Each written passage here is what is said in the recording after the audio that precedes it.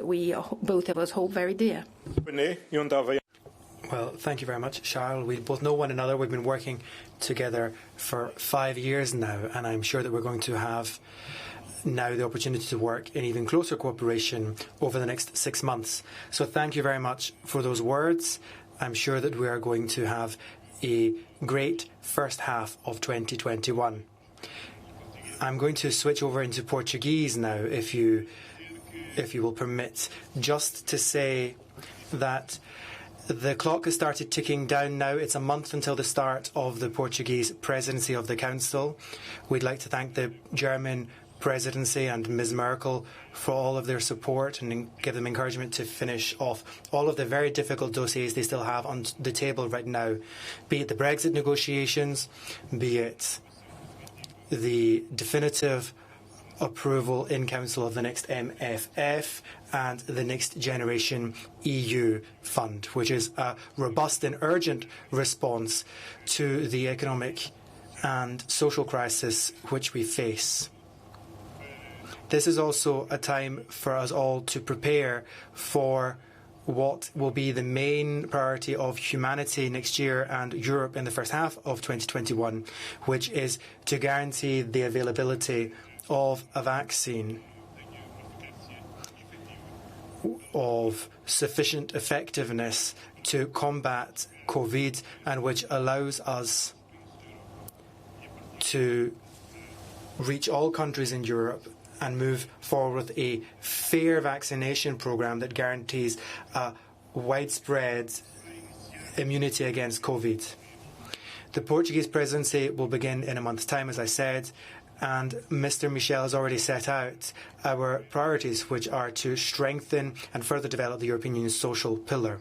We have worked together with the Commission, which will be setting out an action plan for the social pillar in April, and we intend to organise on the 7th and 8th of May an event, a summit with all of the social partners from across Europe in order to approve a declaration on these rights. That will be the topic of the informal council, which will take place the next day in Porto as well, where we intend to approve the declaration on social rights. The social pillar is pivotal to guaranteeing, to reassuring citizens and the public at the time where we find ourselves facing a huge climate crisis. We have to make sure that no one is left behind, make sure that everyone understands that they are all needed, they are all on board. We have to give them trust to believe in a stronger and better Europe that will be able to face the climate challenge and the digital transition.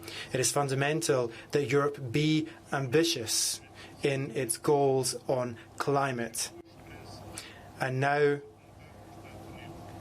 it seems that we have good hope that the United States will come back on board the Paris Climate Agreement, and the European Union has to send a clear message that it wants to continue to lead the climate transition process. There can be no climate transition without a digital transition, and that also has to act as an economic stimulus. It shouldn't just destroy jobs, it should also generate new jobs, new employment, and to that end, the social pillar is essential. We see it as a way of upskilling, improving qualifications, giving every man and woman the tools they need to face these changes with confidence. A way of strengthening our companies and ensuring social protection so that everyone knows no one will be left behind. That's the Europe that we want, a Europe which bolsters its own strategic independence, but which is open to the world, which is why we have to focus on our Eastern Partnership, the relation with the Indian and Pacific region, with Africa. These all have to be priorities for the European Union, working in cooperation with the President of the Council, the High Representative and others to strengthen these relations, in particular the unique relationship Europe should have with Africa, the relationship with the Indian and Pacific region and with India specifically, as well as our transatlantic relationship, which has to be improved, not just with the new administration, but also with the new administration in the US, but also with Latin America.